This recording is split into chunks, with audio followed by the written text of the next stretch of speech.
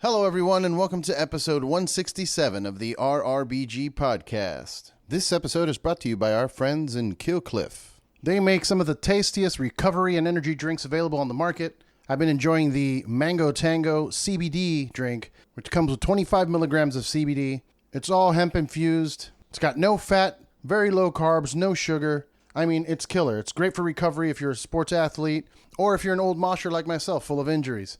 You've seen the powerful Joe Rogan talk about it on his podcast, and now we're proud to be sponsored by them as well. Check them out. Go to killcliff.com and pick some up today. This podcast is also brought to you by our friends at Thunderking Coffee. Go to thunderkingcoffee.com and pick up some of the most delicious beans in California. My favorite is the Positive Morning Attitude. I drink it religiously every morning.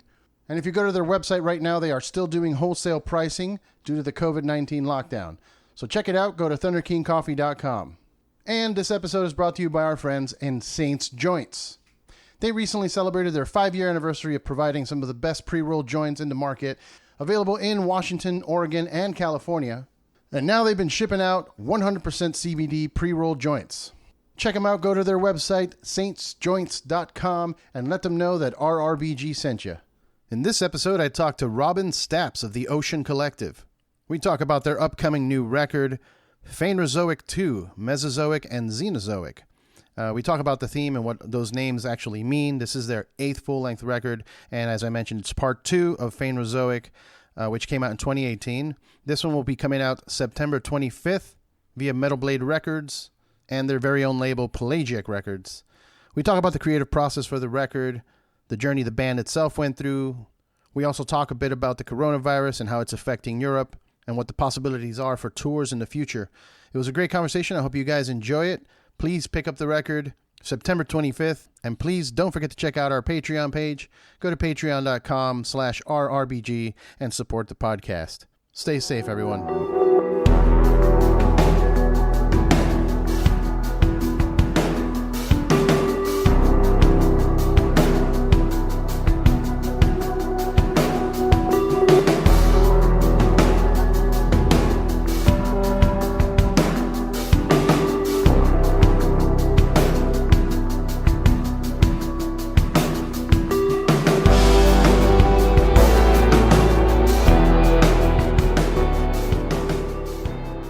What's up, everyone? I'm here with Robin Staps of the Oligocene Collective. Welcome back. Thanks, man. Thanks for having me. Yeah, man. Hey, I've been listening to Jurassic, the new song off the new album. I gotta say, I can't stop listening to it. That's good. That's how it should be. Yeah, yeah. The new album, Phanerozoic II, Mesozoic and Cenozoic.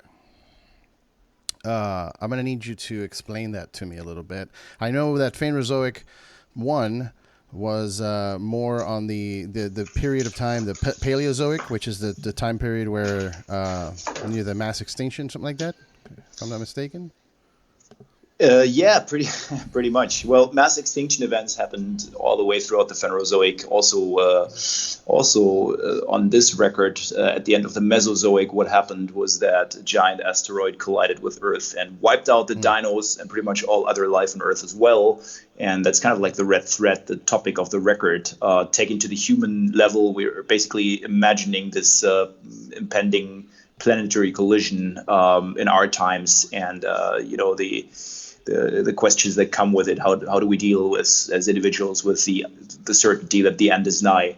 And that brings you to Lars von Trier's Melancholia movie, which has been a great source of inspiration for making this record. And it's also, there's lots of references to that movie in the lyrics of not only Jurassic Cretaceous, but pretty much the record as a whole. So yeah, it's the next 2 consecutive eras after the Paleozoic. The mass extinction event you were talking about at the end of the Paleozoic was the great, what they refer to as the Great Dying, title of the last track of Phanerozoic I. And Phanerozoic II pretty much continues exactly where that left off.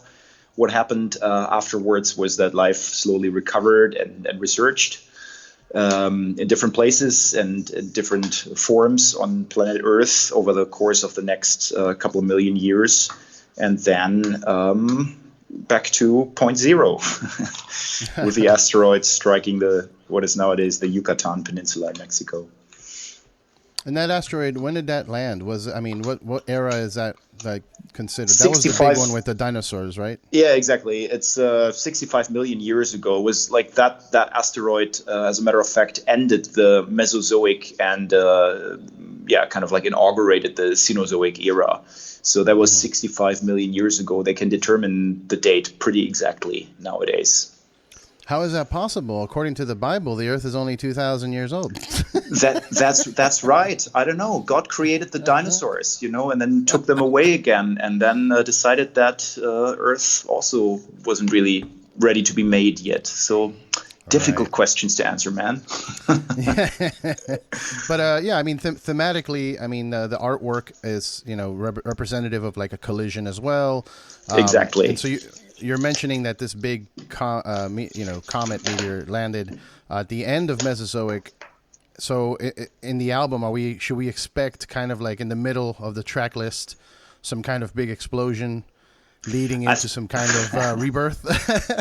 we were kind of like thinking about that, but it would have been a bit too cheap, I think, to do that. But you hear a couple of big bangs throughout the Cretaceous track, like the second half of the Jurassic Cretaceous track. It's actually basically two songs. We decided to combine them into one, but there's a couple of very heavy low-end subs that kind of like hint in that direction, but we didn't want to make it too obvious. I mean, come on. Right. Yeah, I was looking through the comments section too of the video on YouTube, and there's somebody who kind of, they got it. They were like, oh, there's a part in the song where, the meteor lands and then everything changes. And then I'm like, yeah, that's great. Yeah, people get it, and people also think and talk a lot, and that's great. Like, honestly, I'm always blown away by what kind of interpretations people come up with, and it's better not to answer that and just to take the inspiration away. Like that's exactly what good lyrics and good album concepts do, that they get people thinking and coming up with their own interpretations and their own ideas, and then let them have that and don't destroy it by saying, oh, that's not what we had in mind, or it's actually a different part or whatever. I think that's the beauty of imagination, that people start doing this type of things. Yeah, it's nuts, man. And I got to tell you, even, just Phanerozoic I was just such a great record. It ended up being my number one record of the year in, 2018, which is the last time we spoke. The awesome. album had, I couldn't stop listening to it. It was just, it's just so many layers. Like you said, it was like a journey. And I'm hoping, the same is coming from part two. From what I can see already, just the one song that's out, where does that song fall in the track list, do you think? This is track 2, actually. So it's part of the Mesozoic record, which only consists of 2 tracks. It should have been 3, but we decided to combine the Jurassic and the Cretaceous period into one song. So the Mesozoic consisted of the Triassic, that's track 1, period, then the Jurassic period and the Cretaceous period. And so this is kind of like the 2/3 of the Mesozoic already, this track. It's like 13 and a half minutes, so it's a good slice of the record. But that half of the record, like the Mesozoic half, is pretty heavy, and you've only heard that track, is that right? Yeah, that's the only one I have so far. So the opening track is a really weird track. It's kind of like, I don't want to take too much ahead, but it's got a bit of an Oriental vibe going on. It's also really heavy, and it's one of my favorite tracks of the record. And then this one is the big thing that I've been working on for a long time. I think it's the most complicated song structure that I ever dealt with. Like that track has been in the making for like 4 or 5 years, and it was never finished. I was never happy with it, but at the same time, it was that type of track that you always go back to and you try again the next year. Like I always write music only in the summer months when I go to Spain to my little retreat here, and I can't write music at home in Berlin. So I only write like for a couple of weeks in the summer, and then it's on pause for the rest of the year, basically. So I always kept going back to this track and trying to finish it. And eventually I did. At the end of, I think it must have been 2017, that track was shaping up to something that I thought was ready to be recorded. And I'm glad I kept going back to that track, because I think it's pretty much representative of where the Ocean stands as a band in 2020. There's literally everything in it. There's lots of heavy moments. There's also lots of instrumental passages and a thick electronic component in the second half as well. And I think the track is pretty representative of the record. The second half, everything that follows after that, the Cenozoic half, is really something else. I think the record really transforms into a totally different vibe. Like, it's getting colder, it's getting more spaced out, more also like the instrumentation more sparse, and there's just more space in the compositions than in the first half, which is really overloaded. I mean, this track is like, come on, there's there's everything. I heard horns, there's violin, there's piano, there's everything. Yeah, and lots of drums and lots of guitars and lots of vocals, lots of everything basically. And the second half is kind of more chill in a way. And I think the record it really turned out to be this journey that like starts in one place and ends in a totally different place. And when you start listening to Triassic, the opening track, then you can't really guess which direction it's venturing into, and that's what I really like about it. And there was something that only really happened during the mix, because we only decided on the final song order during the mix, and there was an intentional choice this time. I didn't want to be too attached to certain ideas until the last stage, the final stage of making the record, and so there was a bit of a new approach for us, but it worked out really, really well. That's awesome, man. I love hearing that, Pete. It's very rare nowadays to get a song that kind of takes you on that kind of journey. Because as I was listening to it for the first time, I remember I said I made a thing out of it, because I was like, I've been listening to the first record for all year. I gotta sit down, and I had a glass of wine. I'm gonna prepare for this journey, and it's like that, because it starts and it's heavy, and I'm like, all right, this is great, and then it starts evolving throughout the track, and it kept me guessing, and I love that, because not a lot of music does that these days. Like I said, it's you hear it, you know what the chorus is, you know what the verses are, and you're ready to go. But this is like, I don't know what's coming next, and I'm excited to hear the rest of the record, to see where that goes. I assume I'm going to be listening to that for the rest of this year, but hopefully we won't disappoint, man. But it's quite a trip, this record, I think. Well, I mean, I think anybody that's a fan of the band, has been following from the beginning, can expect, all those fluxes and changes in the music as it happens in every, previous record. Like you said, it's that one song is very representative of your sound. There's some even some new elements in there, like I even hear a hint of like Tool influence in there a little bit. Yeah. And it just shows that you guys are shaping up your sound. Even though you've been doing it for so long, since 2004, you're still evolving and finding new ways to show your sound. Yeah, absolutely, and that's just a part of the process of growing up as musicians and also as people. I think we just really know each other very well now, and there's been a lot of tension for quite some time in the band a couple of years ago, especially between Loic and me. But all of that is now resolved, and we're all just really fucking thankful for this band allowing us to, tour around the globe and play shows and play music and make this like a center part of our lives. So it's a really good vibe between us, and that obviously also leads to musically like new things becoming possible, and us wanting to explore in new directions. Yeah. Well, I'm glad to hear you guys have settled that. I have, that led me into two different directions that I want to ask you. One is, this song Jurassic has the guest vocals of Jonas again from Catatonia. Yep. And that track on the first record, Devonian Ascent, was my favorite song on that track, and my favorite song on that record. And now he's back for this one. Are there other guest vocalists or any other guests on this second record? There's one more guest, which is Thomas Liljedahl, formerly Thomas Hallbom of the Swedish band Breach. He's already been guesting on, I think this is the fourth record of ours that he's guesting on. He was on Precambrian, he was on Aeolian, on Precambrian, on Pelagial, and now on Phanerozoic II.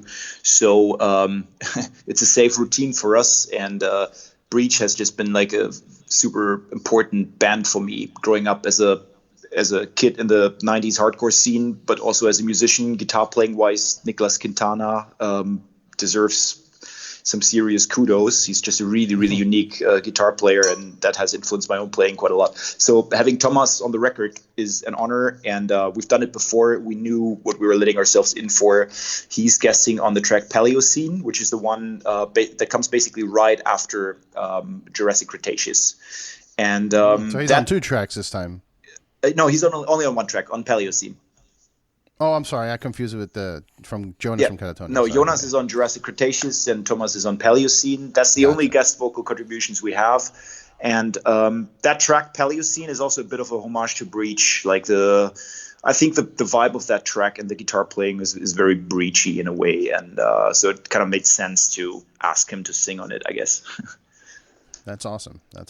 And, when you did that song with Jonas, was he a part of the writing, or was it you had the song and then you're like, hey, here, make something happen there? Or did you have was he involved? Well, what happened there was that that wasn't really planned until very late. That just happened when we were already on tour with Leprous in November last year, and our synth guy Peter wasn't on that tour. He had to stay home for personal reasons, so he was still working on his synth sounds for the record, and he came up with this new part, like this arpeggio synth part over an existing section in Cretaceous. And that part wasn't working with Loic's already recorded vocals anymore, and also not with the guitars I had recorded. But we loved that new part so much that we were just like, fuck, let's get rid of everything we have and approach this part from scratch and use those synths. And then someone was saying, let's just send it to Jonas, because we were actually on tour and we weren't in a position to go back to the studio to record anything new at that time. So it kind of made sense to just send it to Jonas and ask him what he can contribute to it. And he loved the part as much as we did. And so it only took him a couple days to send back his version of that part. And it just fit perfectly. And it's been like that the first time around too, that it was just this collaboration where you don't need to explain anything. He just understands where we come from. And he's a great singer and great musician. And no need to explain anything. He just sent us the takes back, and that's what ended up on the record in the end. Very nice. Yeah, he has he fits perfectly with the song and everything. And I mean, you would think somebody with such a distinct voice, because his voice is, to me anyway, is very distinct. I hear it, I'm like, yep, that's him. Yeah. And but it fits great. You usually, like, you would think, oh, it doesn't sound like Catatonia or whatever. It's like, no, it fits perfect. He comes in also when the song kind of transitions, when this when the synths are taken over, and it's kind of like it's spacing out a bit or on the second half of that track, and so it kind of makes sense because he inaugurates that second half of the track in a way. Yeah. And then the other, the branching out, I told you, one I wanted to ask about Jonas. The other part is, you mentioned being able to, mend things with Joic and get to go on the road and play shows and everything. And now we're in a time in our lives where we're not even sure when the next concerts are going to be. How are things over there where you're in Spain right now, you said? Yeah, I'm in Spain right now. I managed to escape from Berlin last week when flights just opened again, and right now I'm in Spain. Okay, and how is it over there? Well, I'm in a pretty isolated place. There's a lot less people anywhere around than usual, which is beautiful. But generally in Europe, people are wearing masks in the streets, but that's the only thing that tells you that it's a weird time. Like the parks are full of people, and the beaches here, there's also a lot of people. And we were never really on a strict lockdown in Berlin. We could always go like grocery shopping and things like that, but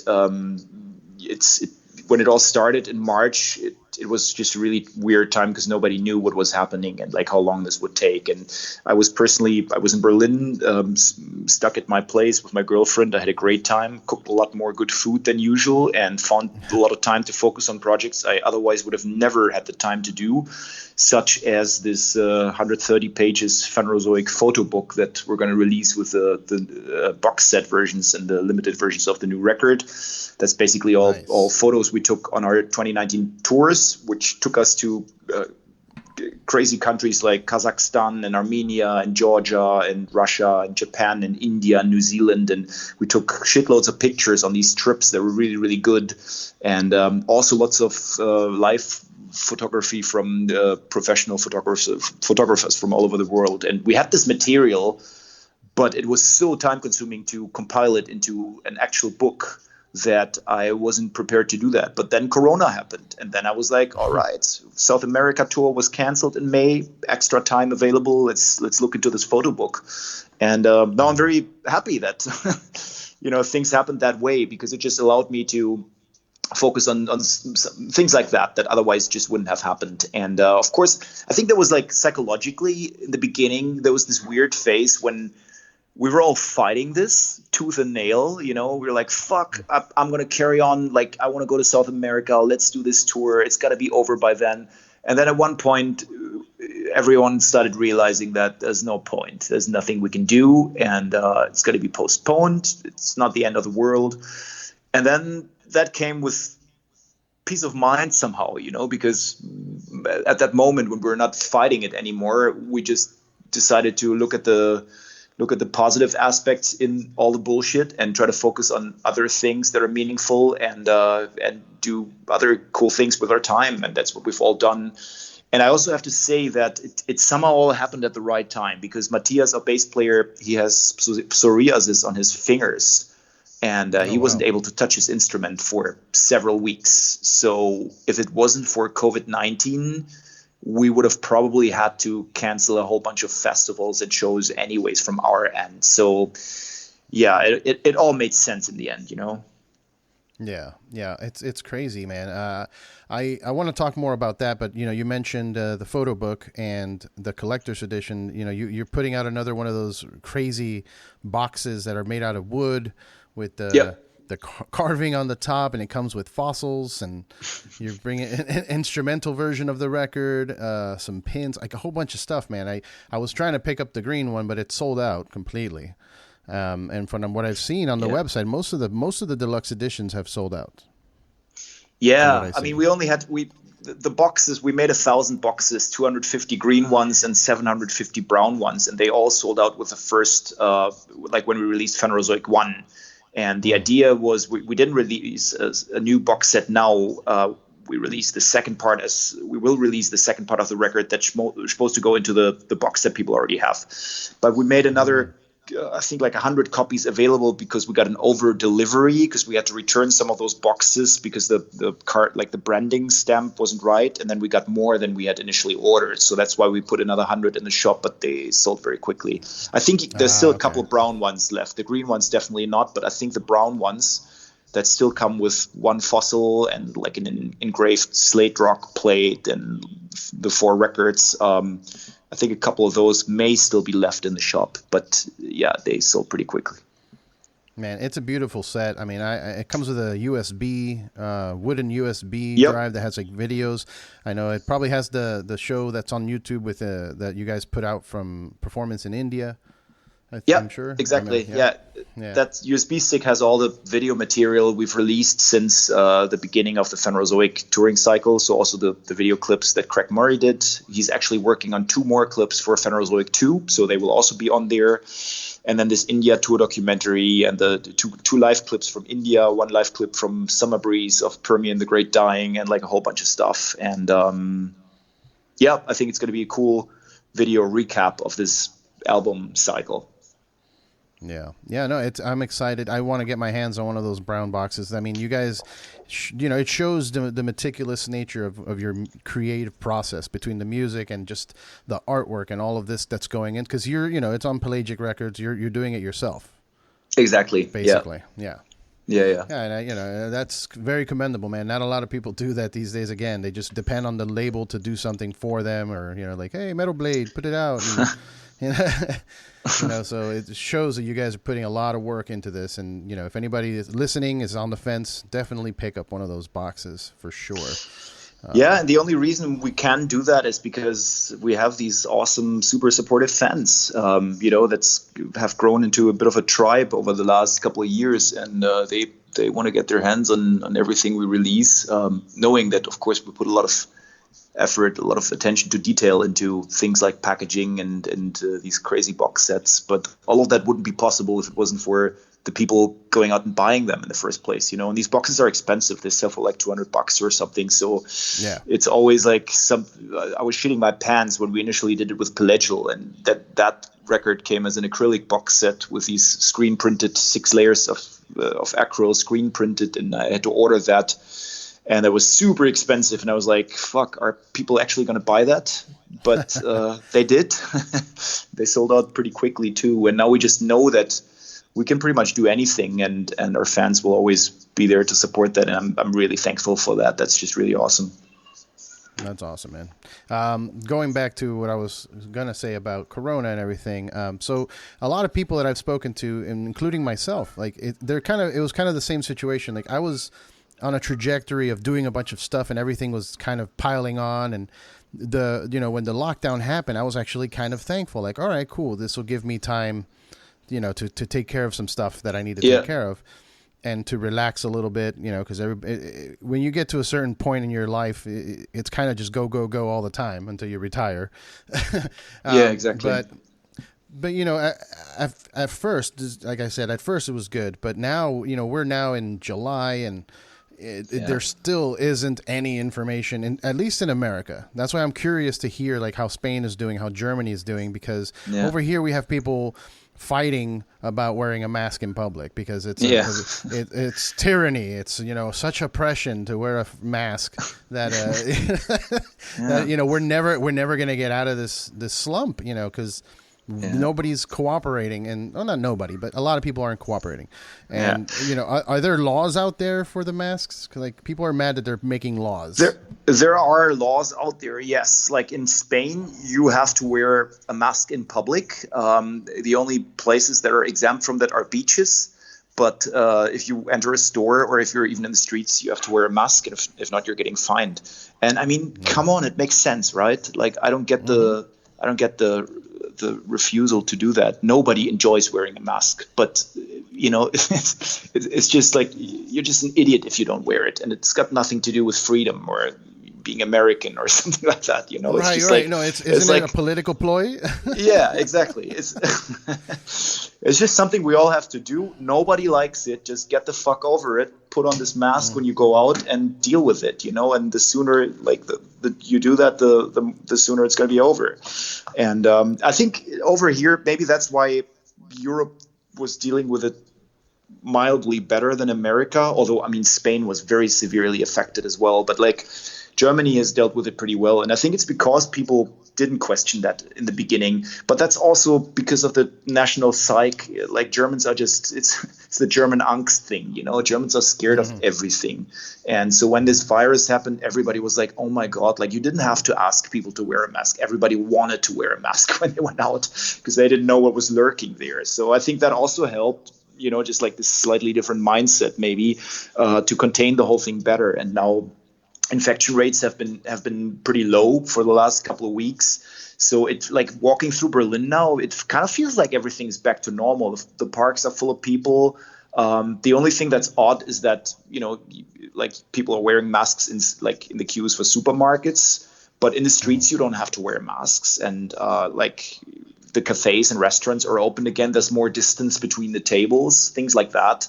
But generally, it's been pretty well contained now for a couple of weeks, and that's why they have been loosening the restrictions. And it's anticipated that shows will start happening again in the fall. And we actually have a full tour booked for January, February, like a full European tour. But of course, that's a gamble. Like nobody knows right now what's going to happen. It may be the Colts and like all the bullshit will pick up again. or not. We don't really know, but we just wanted to. We wanted to do it anyways, and if it has to be postponed, well, then that's what it is. You know, at this stage, I don't get upset anymore. But fingers crossed that at least like mid-scale shows. I mean, we're talking about like 500 to 1,000 capacity venues for that tour will hopefully be able to happen again. Yeah. I mean, and out here, I don't think it's going to happen for till 2021. I don't see the fall happening. You know, It's good to hear that some shows are opening up. I'm still kind of worried, that once those shows happen, hopefully, fingers crossed, there isn't some kind of spike out there in Europe. But it's just such a weird time to be living, because to me, it's like you said, it was peaceful at first, and now I'm kind of the dread starts to come in, and you start to think about stuff like the theme of your record, like this is nothing. Like, what happens if tomorrow they're like, hey, there's a comet on the way. Exactly. We're done. Yeah. Goodbye. Yeah. So, it makes me think about all those things. And I'm not being depressed or, whatever, but it's just kind of like, wow, what a strange feeling, that we don't really know what's coming, and we've never really known what's coming. We just kind of live in a fantasy of like, oh, we're fine. Yeah. And now that fantasy is kind of broken down because of this virus, True. Very true. Yeah. And nobody knows if the world is going to be the same place again after this is over. Like, I mean, it went so quick that people got adapted to this new reality of keeping distance and everything. But I think, I don't know if people will feel right about being close to people in a public place that soon again. I think there's this skepticism that has kind of sunk in now. Like, I was just like at the supermarket a couple of days ago, and when I was still in Berlin, and there was this lady in front of me who just scoffed at me for being like too close to her, apparently, but she wasn't even wearing a mask. And I was like, maybe it wasn't 1.50 meters, but like 1.20 meters or something like that. And obviously, like, she was just not being very nice, but it's just this general paranoia that's there now towards your fellow man and woman. It's like, don't come too close to me. And on the other hand, being close together is exactly what makes a live gig be awesome. And I can't imagine this whole, like, I don't know, like shows with like seated shows with, like 1.50 meters distance between chairs. That's just not what we love, and what we came to love this type of music for in a live environment. So, I don't know how long this will really take to get back to normal. Even if there's a vaccine and everything is fine, I think there's just like this general mistrust now towards people coming too close to you, and I think that's going to stay with us for a while, probably. Yeah. I mean, my later years, I would say that I started getting that anyway, even before the virus. Like going to a restaurant and they'd sit me next to somebody elbow to elbow, like they're right next to me. Yeah. Like I remember one of the last restaurants I went to, I was with my wife. We were eating pasta, and there's an old man with like his elbow rubbing up against me, slurping his pasta, like, oh, this is so good. I'm like, I guess I have to order whatever you're eating. And then coughing in your face. Oh my God. So it's I'm okay with a little bit of social distancing for like restaurants and cafes and stuff. But concerts, like, man, that vibe you get when you're at a really good show and the crowd's moshing and like, I don't know. I love that. I love going to those shows, but I don't think I'll be comfortable in that situation again for a while. You see, that's what it's really done somehow. And like I said, I think that's going to stay with us for quite some time, probably. Are you guys planning on doing any kind of like live streaming, kind of like quarantine type videos that people have been putting out? Well, it's so lame because everyone's been doing it, but I kind of have the ambition to do it as well, and to do it well. We haven't entirely decided yet, but we're discussing doing a live stream event in October and playing the new record in its entirety. We could do that at our synth player's place. He kind of owns a studio that is like a big old mill, beautiful place, and it's a nice place to hang out and properly rehearse, which we need to do anyways when we want to play the record live. So we're seriously considering it. Let's say that much. Yeah, I hear you too. That everybody's doing these weird quarantine videos, and Yeah. some of them, I applaud you for doing anything, being inspired to do it at all. But I feel that in order for it to stand out, people need to start getting more creative with them. And one example Exactly. was, Animals as Leaders put out one recently where they went to a sound studio and they performed a bunch of songs, but it looked like a live show. Like there was LED screens with visuals and lighting and everything. So like that's kind of what I want to see. Yeah. If I can't go to a concert, then I want to see a production. I don't want to just see 4 Skype windows. Right. Yeah. On the other hand, it's kind of difficult to capture like what makes up the essence of our show live on video. Yeah. It's lots of columns of smoke flying across the stage and lots of backlight, and that is not very optimal for camera. It's just that our video guys are always complaining, but it's just kind of what we want, this look of silhouettes in front of like swathes of smoke. But and then you do that in a confined environment in a studio or something, and it's just going to get blurry and milky. So that's the trap that we don't want to fall into. Like if we do it with production indoor, then it has to be done right so that it actually works on camera, because it's always different. What looks great live always looks shit on video, and vice versa. If you because video just needs a lot of light and ideally like no smoke and no haze or anything like that, and that's precisely what makes lighting look good. So it's just this eternal contradiction, but we'll work it out. I'm also thinking something with production rather than like an intimate like couch in the studio type of scenario. Right, yeah. I've seen videos of people playing their guitar and there's like dirty laundry in the background. Like, all right, man, I get it. You're home.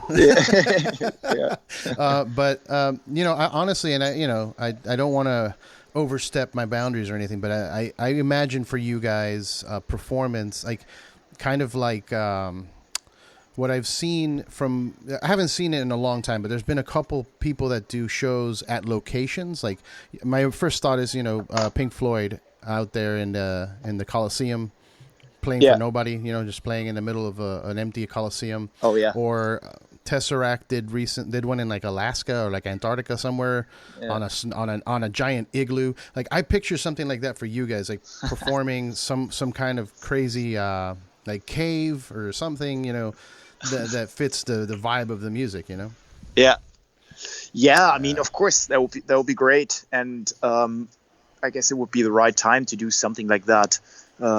We've kind of looked at playing in the planetarium in Berlin. I think that could have been really cool with the projections on the actually like the ball-shaped screen.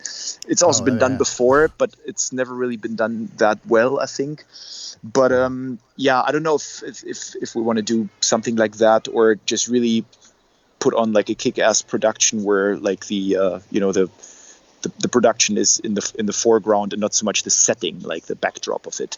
But both is cool. I mean, unfortunately we live in a pretty boring flat place. Like Berlin is just there's not so many really awesome, outstanding locations around that I could think of. But we'll see where it takes us. We're going to keep discussing this.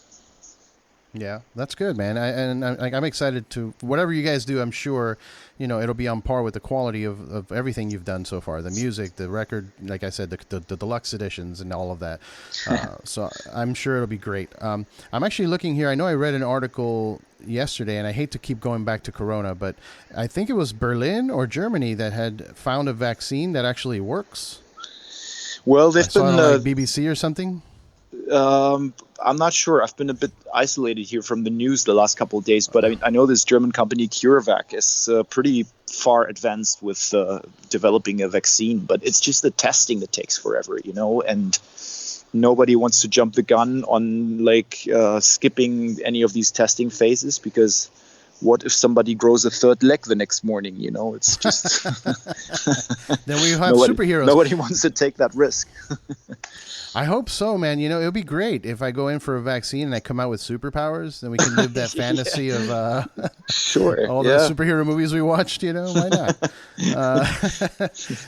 So yeah, I don't know. I think it was Berlin actually, or somewhere in the UK. I don't know. Somewhere they found a vaccine that actually not only cured the virus, but also made the person immune. moving forward. It's like a super vaccine or something like that. So hopefully, we're maybe going to have to deal with this for like another maybe a year or two, and hopefully we can start having shows again, because I've seen you guys only once, and it was like 2010 or something like that. So it'd be really great to I think it was in Florida in like a warehouse. In Florida it was. Yeah. Right. We haven't been in the States since 2014 really. We just did a couple West Coast shows in 2016, but the last full tour we did was in 2014. And we're itching to get back, man. Like, it's been too long. And we were actually supposed to tour the States in this August, but that was canceled for obvious reasons. And now we really hope that we can make it work next year. Hopefully, brother. Hopefully. Well, hey, I'm not going to take any more of your time. Thank you so much for talking and coming back on the show. I'm very excited to hear Phanerozoic II, the whole thing, because right now I just have Jurassic. I'm sure Nikki will send over a promo copy as soon as it's available. Oh, yeah. You'll hear it soon. Yeah. Awesome. Cool, man. Thanks for your time. Excellent. Of course. And stay safe out there, and, keep doing what you're doing, man. You're killing it. Thanks, man. Cheers. All right. Cheers.